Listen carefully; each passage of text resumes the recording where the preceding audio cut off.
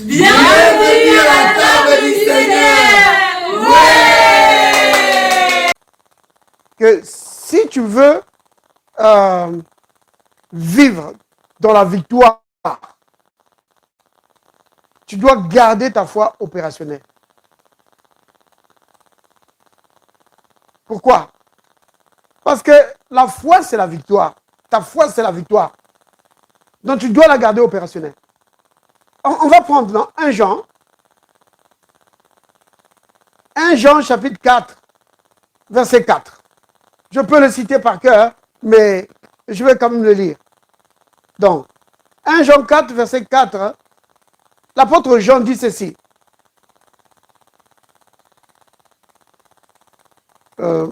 C'est 1 Jean 5, verset 4, plutôt pas 4, verset 4. Regardez.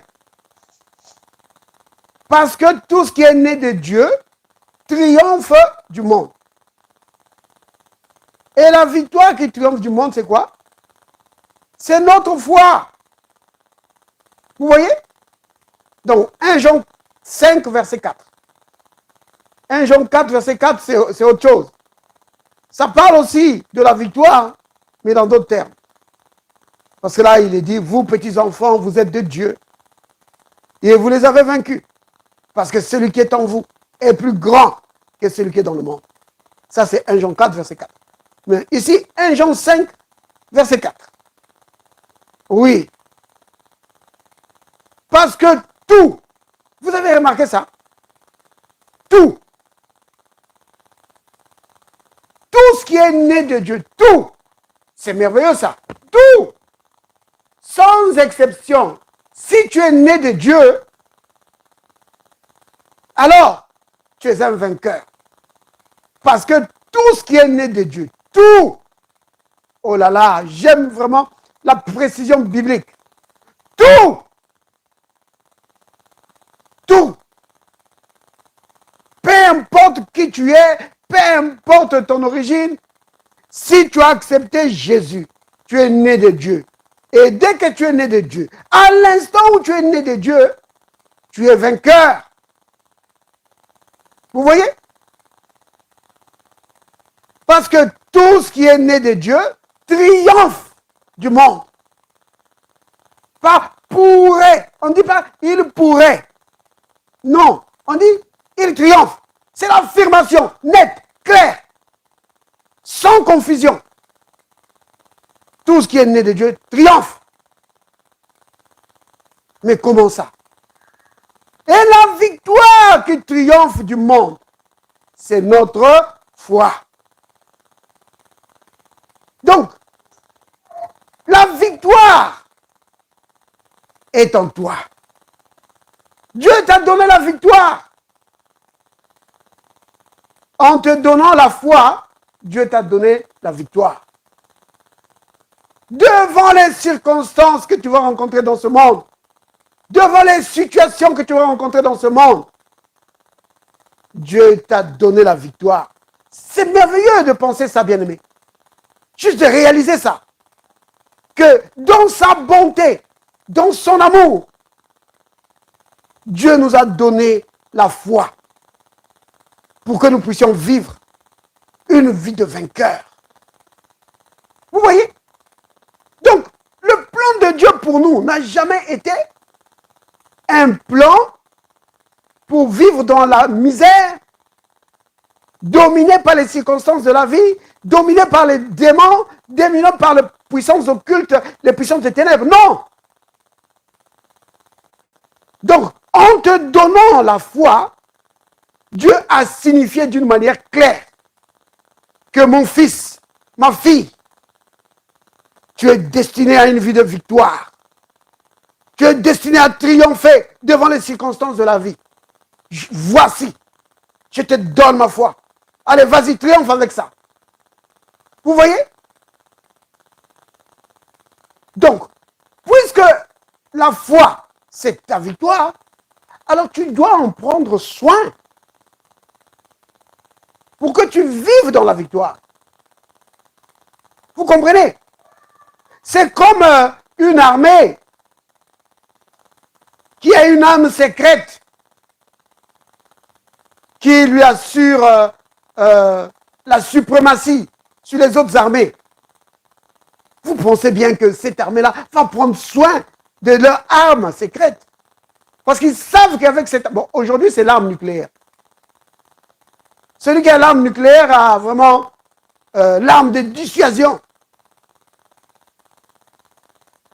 Donc, si tu as l'arme nucléaire, mais il faut que tu t'assures que ton arme, là, quand tu vas appuyer sur le bouton, ça va fonctionner. Ça ne va pas faire shit. Et puis après, et puis ça ne marche pas. Tu appuies, rien ne se passe. Tu appuies, rien ne se passe. Tu appuies, rien ne se passe. L'arme nucléaire est là, mais rien ne se passe. Ou alors on charge dans l'avion, on fait tomber, ça tombe sur la terre, ça n'explose même pas. Parce que le système de mise à feu ne fonctionne pas. Oui, parce qu'il y a des systèmes de mise à feu. Hein. Il y a la bombe, mais il y a le système de mise à feu. Et le système de mise à feu ne marche pas.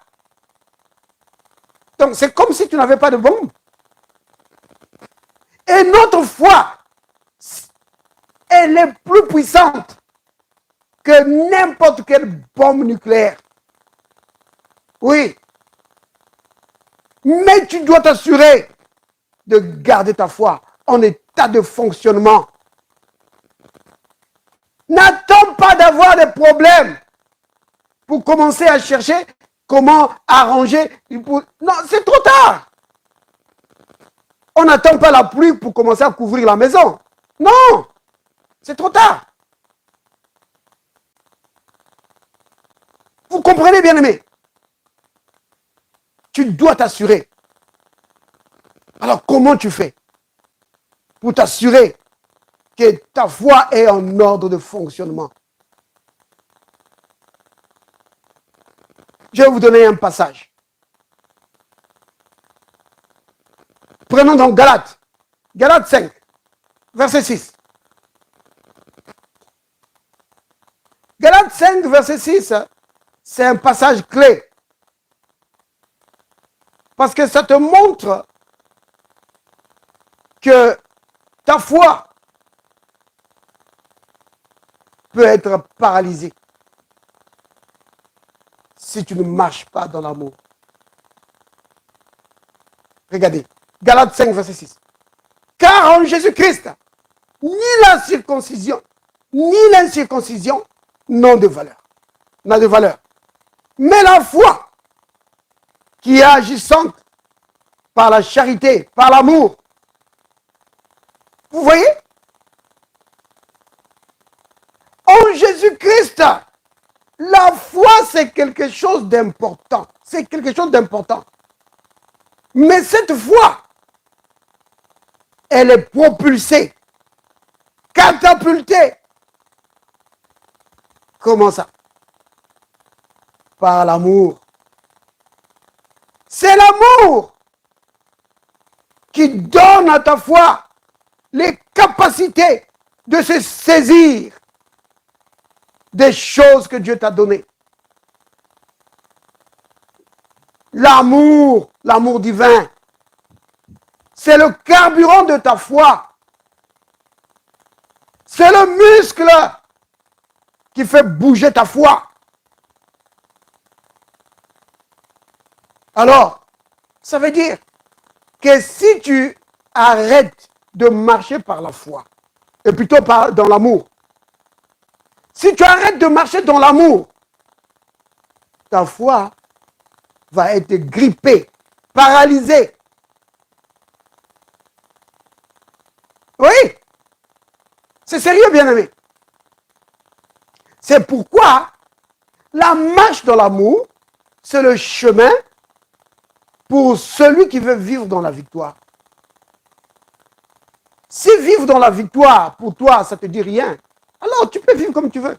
Mais si tu veux vivre dans la victoire, peu importe les circonstances de la vie, bien-aimé, marche dans l'amour de Christ.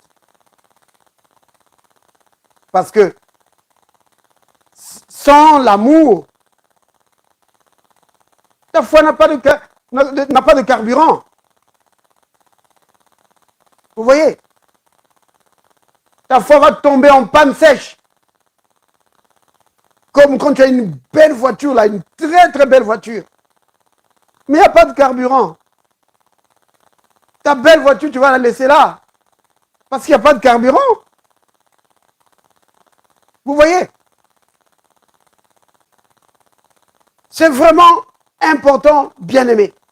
Et il y a beaucoup d'autres écritures qu'on peut prendre pour montrer cela. Que vraiment, il nous faut marcher par la foi. Regarde souvent du côté de ta marche par la foi. C'est vraiment important, bien aimé.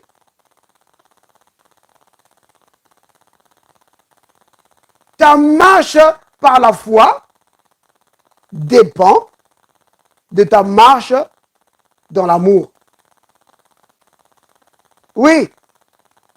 Donc, je disais tout à l'heure, ça je l'ai dit à Sœur Thérèse.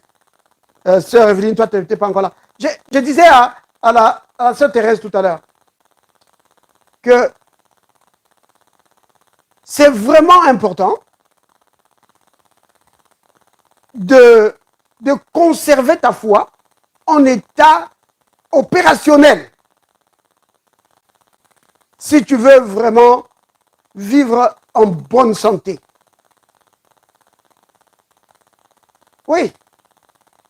Bien aimé, notre santé dépend vraiment de notre marche par la foi. Et notre marche par la foi dépend de notre marche dans l'amour. Vous voyez? Donc, on peut faire ça maintenant court en disant ceci. Que si tu veux marcher, il y a quelqu'un qui se connecte. Sœur Rolène, que le Seigneur te bénisse. Alors, j'étais en train d'expliquer au bien-aimé tout à l'heure que notre santé dépend de notre foi. Si tu veux marcher vraiment si tu veux vivre dans une bonne santé, dans ce qu'on appelle vivre vraiment dans la santé divine, parce que Dieu nous a appelés à vivre dans la santé divine, bien-aimés. C'est quoi vivre dans la santé divine? C'est-à-dire que tu vis une vie où tu es vraiment en bonne santé. Oui. Non, je ne dis pas que la maladie ne t'attaque pas. La maladie t'attaque, mais tu triomphes de la maladie.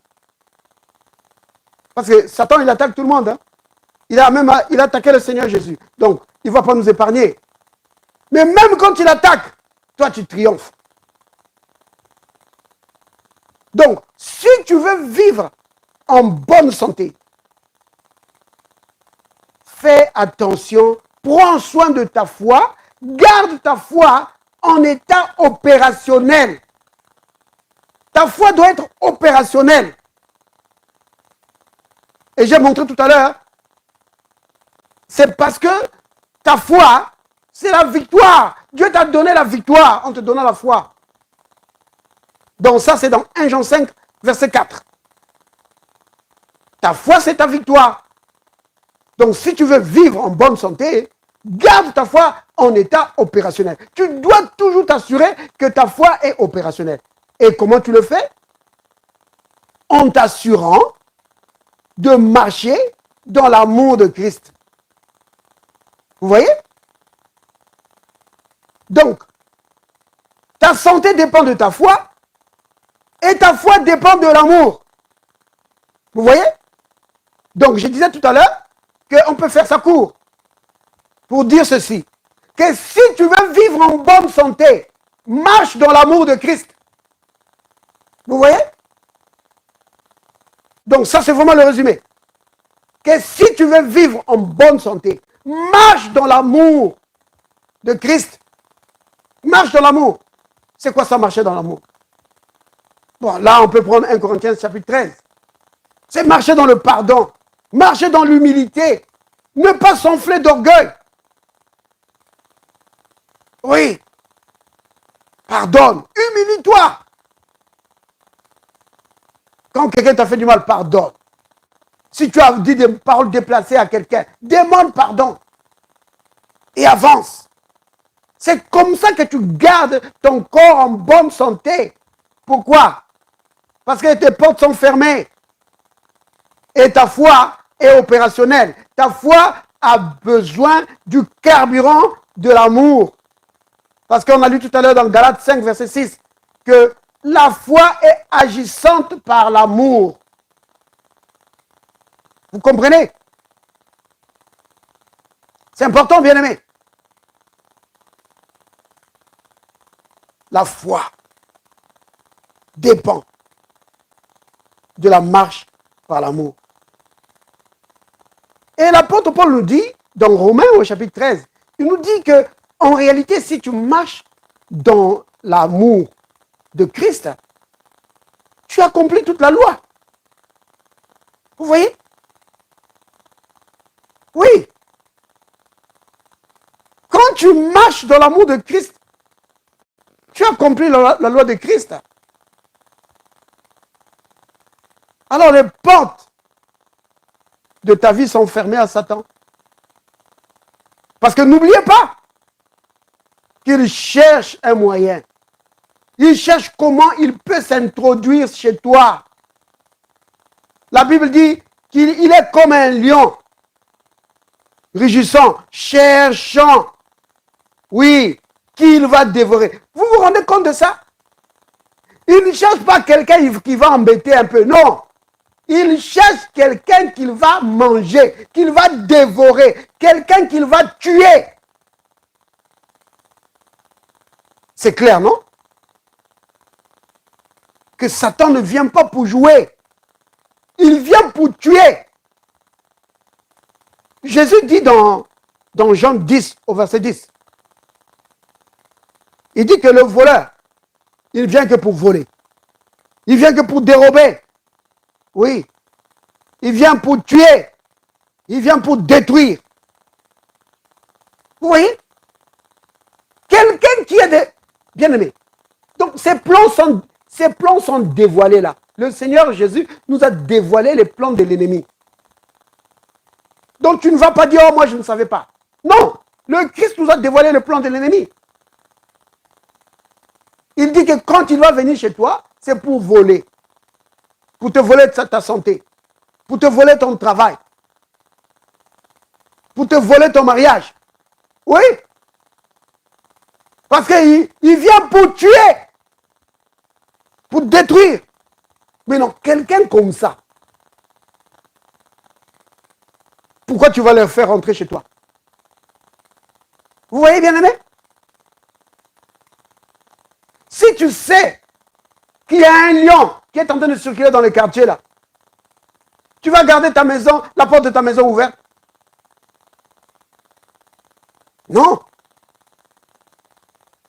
La police alerte tout le monde. Ça passe au travers des médias. On dit, faites attention, dans votre quartier, il y a un lion qui s'est échappé. Il est en train de rôder. Tout le monde va fermer. Oui, on va fermer tout. On va vérifier. Parce qu'on ne veut pas que le lion entre chez moi. Non. Pour s'attaquer à moi ou à mes enfants. Non. Ni à ma femme. Non. Vous voyez? Et l'apôtre Paul dit dans Ephésiens 4, nous connaissons ce passage, verset 27, ne donne pas accès au diable, ne donne pas accès au lion rugissant qui est en train de rôder, ne lui donne pas accès. Marche dans l'amour de Christ. Quand tu marches dans l'amour de Christ, les portes sont fermées. Et tu as un avantage, c'est que quand tu marches dans l'amour, ta foi est opérationnelle. Et ta foi, c'est la victoire. La victoire qui triomphe devant les circonstances de la vie. Peu importe ce que l'ennemi va amener, tu vas triompher. Oh là là. Regardez, il y a un passage que j'aime bien. C'est dans Josué. Josué chapitre 1. Regardez ça. Dieu dit à Josué quelque chose de très, très important.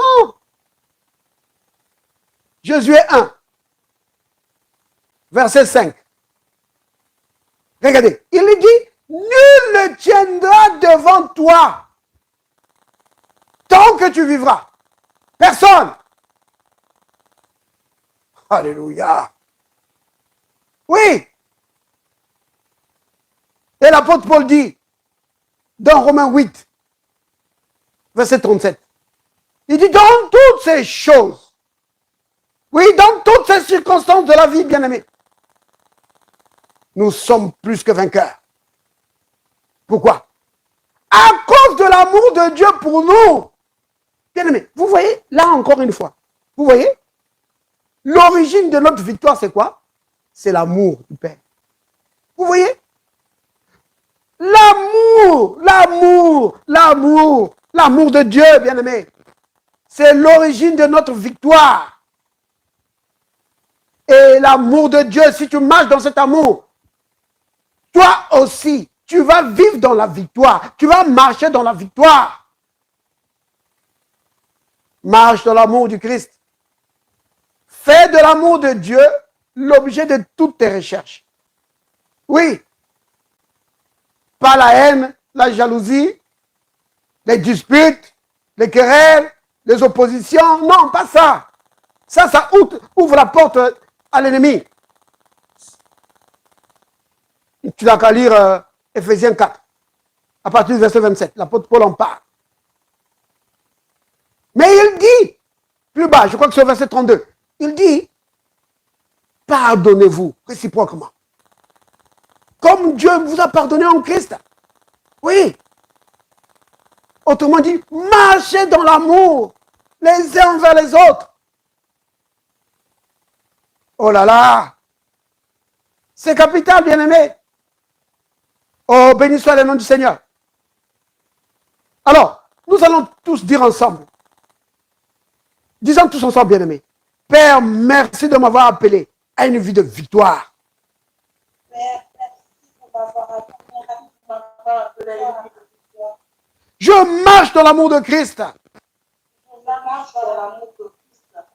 C'est pourquoi l'ennemi n'a pas de place dans ma vie. Pourquoi l'ennemi n'a pas de place dans ma vie? Aucune maladie n'a de place dans mon corps. Aucune maladie n'a la place dans mon corps. Aucune puissance de ténèbres ne peut me dominer. Aucune puissance de ténèbres ne peut me dominer. Parce que je marche dans l'amour de Christ. Parce que je marche dans l'amour de Christ. Au nom de Jésus. Au nom de Jésus. Amen. Amen. Vous comprenez, bien-aimés? Amen. Dieu dit à son peuple, à Israël, il lui dit que si tu gardes mes commandements, alors Dieu dit que je vais chasser les maladies là de l'Égypte. Je vais chasser ça au milieu de toi. Vous entendez ça? Si tu gardes les commandements, ça c'est ce qu'il dit à son peuple dans l'Ancien Testament. Mais maintenant, nous savons, d'après Romains 13, que garder le commandement, c'est quoi? C'est marcher dans l'amour. Autrement dit, si tu marches dans l'amour, les maladies de l'Égypte, les maladies, les calamités là, qui frappent les gens, c'est éloigné de toi. C'est comme ça que tu gardes une bonne santé. Vous comprenez ça, bien-aimé? Les gens vivent n'importe comment. Ils vivent n'importe comment dans la haine, les oppositions, les querelles, les jalousies, les disputes, les guerres. Et après, quand un problème arrive, ils s'étonnent. Oh, pourquoi Dieu m'a fait ça? Pourquoi Dieu m'a fait ça? Mais regarde du côté de l'amour. Regarde du côté de ta marche dans l'amour. Est-ce que tu n'étais pas enflé d'orgueil? Vous voyez? Est-ce que tu ne marchais pas de querelle en querelle? Vous voyez, bien-aimé? Parfois, vous entendez, jamais je ne lui pardonnerai. Jamais. J'oublie, mais je ne pardonne pas. Mais tu es en train de te bloquer. C'est une porte ouverte à Satan. Et Satan, quand on lui ouvre la porte, il ne va pas frapper pour dire, est-ce que je peux entrer? Non. Oh non. Dès que tu ouvres la porte, il dit, voilà, c'est ça que je cherchais. Oui. Parce que de toute façon, lui-même déjà essaie d'entrer. Alors si tu ouvres, oh, il ne va pas se faire prier là. Il va entrer. Mais comme je l'ai dit, quand il entre, il ne dit pas. Il ne va pas dire que je suis entré. Et la personne va penser que tout va bien. Mais après un certain temps, les choses commencent à changer. Blocage ici, blocage là-bas, problème, calamité. Regarde du côté de ta marche dans l'amour. Vous comprenez bien, aimé? La marche dans l'amour, c'est le chemin pour vivre dans la victoire devant les circonstances de la vie. Comme je l'ai dit tout à l'heure, que l'origine de notre victoire, c'est l'amour de Dieu. Ça, c'est Romains 8, 37. Que dans toutes ces choses, nous sommes plus que vainqueurs. Pas seulement vainqueurs, plus que vainqueurs. Pourquoi? À cause de l'amour de Dieu pour moi, pour toi, pour moi, pour nous. Oh, béni soit le nom du Seigneur.